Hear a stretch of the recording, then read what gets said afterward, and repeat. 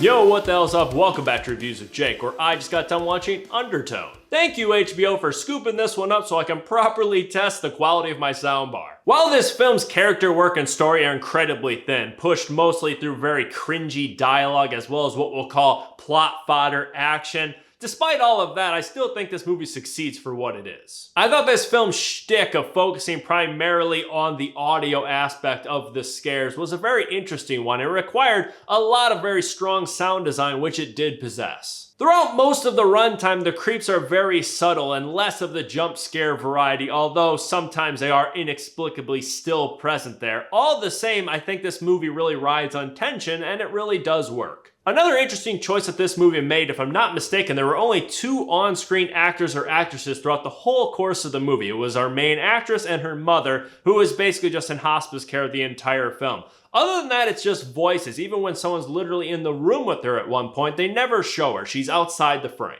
I guess that's one way to keep the budget nice and low for a nice low-budget indie film. All the same, I'm still trying to wrap my head around why. What did we gain from this creative decision? I mean, there had to have been a purpose for it. If anything, I thought it was a detriment to the film's story, which was so weak. I feel like maybe associating some faces to some of these voices could have really helped in the character development department. Our lead actress, Nina Kiri, if I'm saying that right, my apologies if I am not, but she did the best she could to really take the bulk of this film's story and success on her shoulders, but the pen did not really do her any favors. And then you have the ending of the film where all hell breaks loose. It becomes more in-your-face horror rather than the subtle variety, and I thought this was a very compelling sequence. It was a good payoff after a slow-building first couple acts. That being said, while it is a successful sequence, it did kind of default back to your standard visual horror rather than the audio stuff they had going throughout the whole film. They kind of abandoned their shtick in that last act there, which I think would have been a lot more of a unique experience had they committed to it from start to end.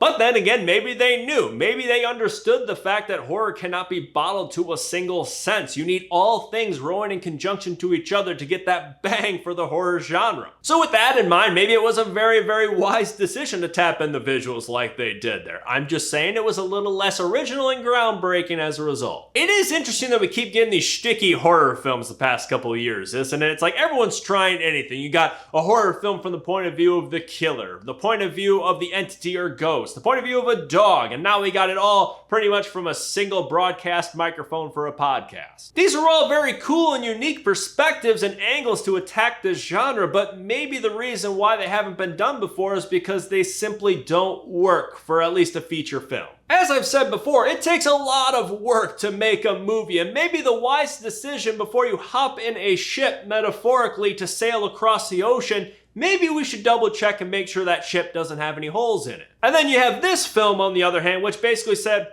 I see the holes in this ship. It's only going to take us about 2/3 of the way there, but there's an island we can hop off of at that point, and we could take a different ship the rest of the way. That's just smart filmmaking if you ask me. If there are limitations to what you're going for, know them, acknowledge them, and plan accordingly. Don't sink with the ship, even if it's going to be maybe a little tonally inconsistent. All in all, I was very satisfied with this film for what it was, especially with it being a 90-minute runtime. It was well worth the stream. Had the movie been longer, maybe we'd have a debate on that topic, but a tight 90 minutes for a solid, serviceable horror film is nothing to devote. Hell, if you look at this particular movie, the main character had her tea kettle whistling what felt like a lot longer than that, which may have been the most unrealistic aspect about this particular movie. Like, who is just chilling in their house while the tea kettle is whistling like that? Everyone in their right mind is in a full-on sprint to turn that thing off. Also, a random sidebar I cannot help myself but bring up about this film and its structure, and that it felt so very familiar and personal to me about a film that I made that I brought up relatively recently, if I'm not mistaken, The Fourth Wall. The parallels between the two films were kind of uncanny to me, both of which have investigators of sorts following recordings being left by someone or forwarded to them by someone. One of them's audio recordings, one of them is old high-8 videotapes. But most of the film's structure centers around the slow rollout of following these recordings until all hell breaks loose. The type of horror that is unleashed at the end of both films are very, very similar. At least they feel that way. Granted, mine was done with a minuscule budget. I mean, it filmed it with a Canon 80D, if you believe that. It's an old film, cut me some slack. And I guess I should say spoiler alert for Undertone as well as The Fourth Wall. Not just The Fourth Wall, the single entry that I made, but the entire trilogy that I did not end up finishing. I don't really have much more to say about Undertone, so if you are kind of done with that aspect, you can feel free to exit at this point. And The Fourth Wall, well, honestly, it's a little cathartic for me to kind of talk about that because no one really knows what I was going to do with that trilogy besides maybe the cast and crew that I got together for part 2 with the script and the table read that we did, but part 3 was just kind of all in my noggin and I don't know what to do with it. I think I've given sufficient chit chat here to give those that need to exit the ability to do so, so allow me to put on my Letterman jacket and kind of live in the past a little bit. In Undertone, the demon they're tangling with is one known as Abaizu, who is an actual demon according to ancient folklore. In my film, The Fourth Wall, we're tangling with a demon known as Renove, who is an actual demon according to Christian demonology. I did my homework here.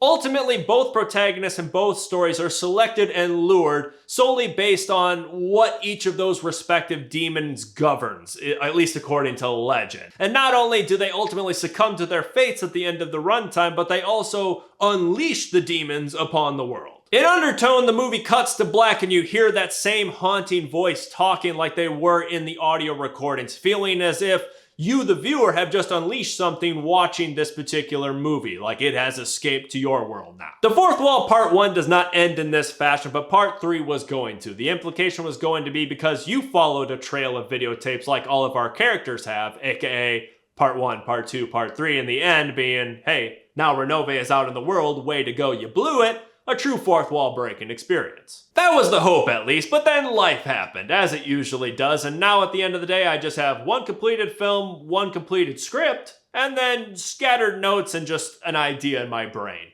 What can you do? If anything, the ending for this film kind of felt like salt in the wound, like, hey, if you had persevered a little bit more to push through those hardships, you could have had something like this out in the world, and to that I counter and say, sorry, I'm broke, poorly connected, and busy as shit.